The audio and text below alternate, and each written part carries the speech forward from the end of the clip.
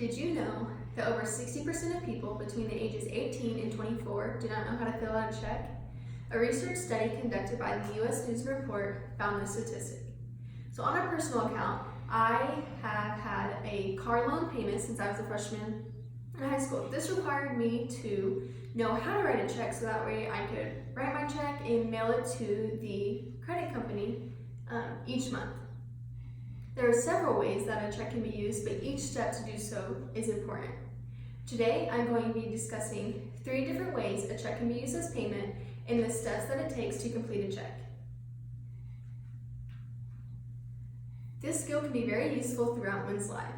It is oftentimes that one individual will either have a car payment or a house payment or a student loan payment that has to be paid back. And those are often paid back through mailing a check or hand delivering a check to an organization or a company.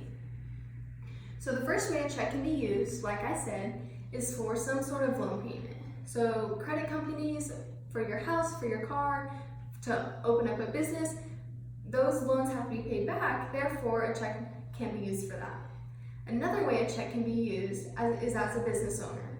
As a business owner, you have employees that work for you and you have to pay them.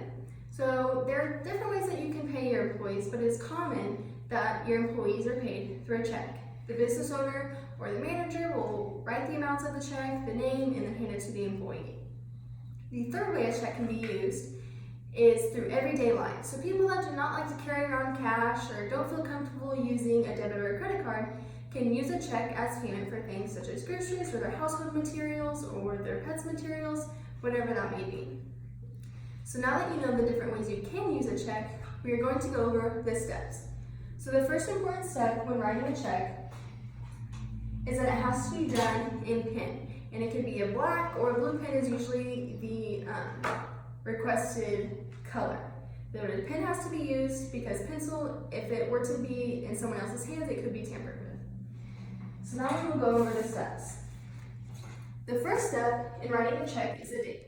The date can be very important because it lets the receiver know that the check was sent and written on time. For instance, my car payment, I need to write the correct date. So just in case there was a delay in the mail because of weather or a holiday, when the receiver opens the check, they can see, oh, it came in the mail a little late, but she filled out the check on time. So for example, today is October 3rd, 2019. So you just write your date any way that you would like.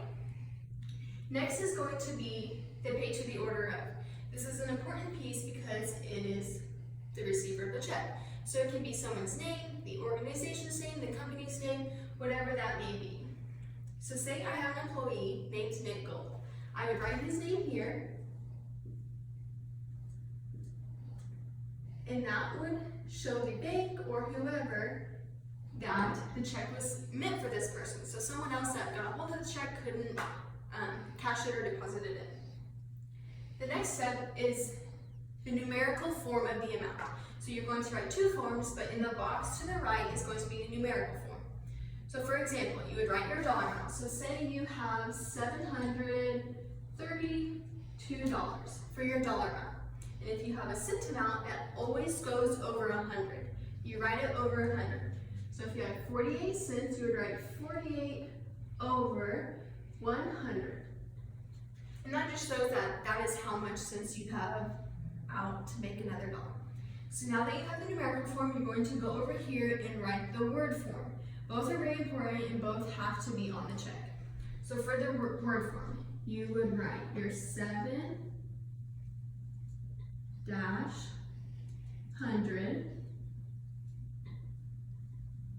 So 732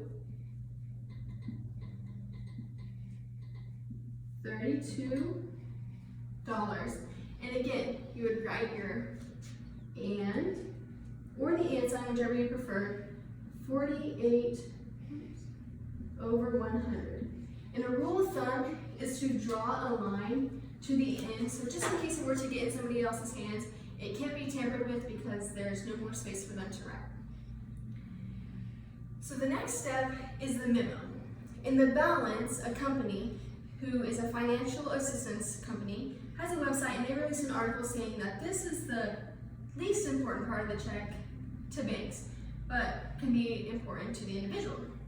So in the memo, the person can write the reason or the item that the check is being written for. It's more of an individual note for the sender. So for instance, if this was my car payment, I would write car payment, or if this was my groceries, I could write groceries here. But for now, we're just gonna write car payment. So this tells me that when I look back at my records, I wrote this check for my car payment for this amount.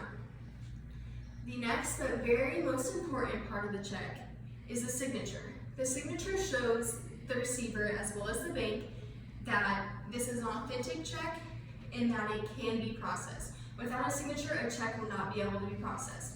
So here, when we write their signature, I'm just gonna write my first and my last name. The first and last name are required. It can't just be your first, can't just be your first and last name of your signature. So in conclusion, there are several ways a check can be written, but each step to follow is important. By following the 6 steps that we discussed today, an individual will be able to fill out a check properly.